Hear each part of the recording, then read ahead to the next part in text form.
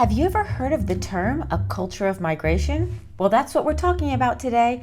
Hi, my name is Melissa Siegel. I'm a professor of migration studies, and this is a channel about all things migration.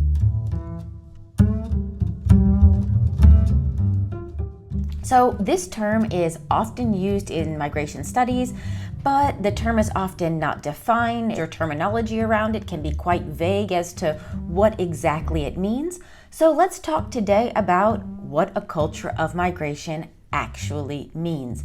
And I should say that there's no one agreed upon general definition of what a culture of migration is. I'm first going to give you a few different definitions. Then I'll talk about maybe what are some key criteria for when we see a culture of migration, and give a couple of examples of where we see cultures of migration around the world today and also in the past. So some early work by Douglas Massey and others actually discussed a culture of migration as when migration becomes deeply ingrained into the repertoire of people's behaviors and values associated with migration, and this becomes part of general community values. So Douglas Massey has worked on this topic quite a bit and has discussed this conceptualization in different papers. So in one sense, he talks about a culture of migration being characterized as a phenomenon where non-migrants are influenced by the experiences of their friends, their relatives, their neighbors who have migrated. And then this is followed by the observation that migrants can, dramatically improve their socioeconomic circumstances, and they hear exciting stories from returned migrants. And then this also shapes their aspirations to migrate and their aspirations more generally as young adults. Now, other scholars have given other but very similar conceptualizations of what a culture of migration is. So other scholars talk about the decision to migrate as part of an individual's biography, and this is formed by both individual and collective values and practices, making migration in itself a cultural event and part of the identity. Others have said things like a culture of migration is those ideas, practices, and cultural artifacts that reinforce the celebration of migration and migrants.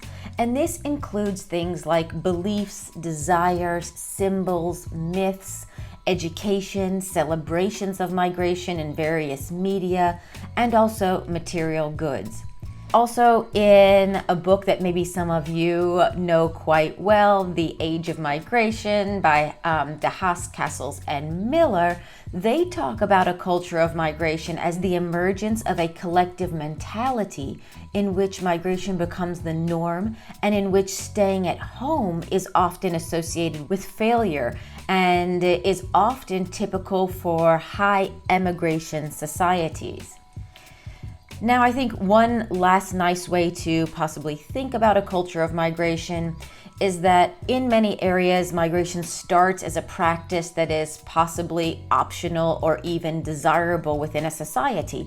But over time, this migration can transform into a sort of crucial and necessary social act, which is almost compulsory for specific social groups or categories of people. You can think of countries where maybe migration is a rite of passage. Maybe young men are seen to need to migrate to become men, for example. So here I think you can see these different conceptualizations that are all very similar around what a culture of migration is. Now, of course, a lot of these definitions in the past have been vague, they've been varied, and this concept has really rarely been measured in any kind of comparative way, or also trying to look at quantitative data, for example. Now, that is where the MIGNEX project comes in. So I've talked about the MIGNEX project before on my channel. The project is actually aligning migration management and the migration development nexus. So this is a large-scale project Of course, as usual, I will link the information to that project in the description, so if you're interested, you can go check that out. But within this project, we've identified 4 specific measurable criteria for the presence of a culture of migration. And now these 4 things are that out-migration must be established as a phenomenon, out-migration must continue to be relatively widespread, out-migration must be seen as a normal part of the life course, and that migration must be viewed positively.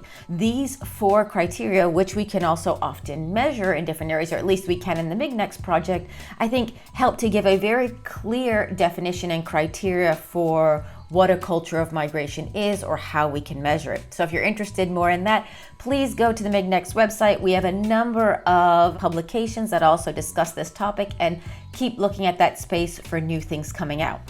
Now, where do we see a culture of migration around the world, or where have we commonly seen this in the past? So I think there are 2 quite good examples of this. I mean, of course, there are more examples, but 2 that I'll discuss here that are countries that have generally had a culture of migration over time, and that is the Philippines and Mexico. So the Philippines has a long history of migration, with millions of Filipinos working abroad in various skilled and low-skilled jobs around the world. So historically, migration from the Philippines was mostly to the United States, but the 1965 Immigration and Nationality Act opened up opportunities in other countries, including Canada, Australia, and New Zealand.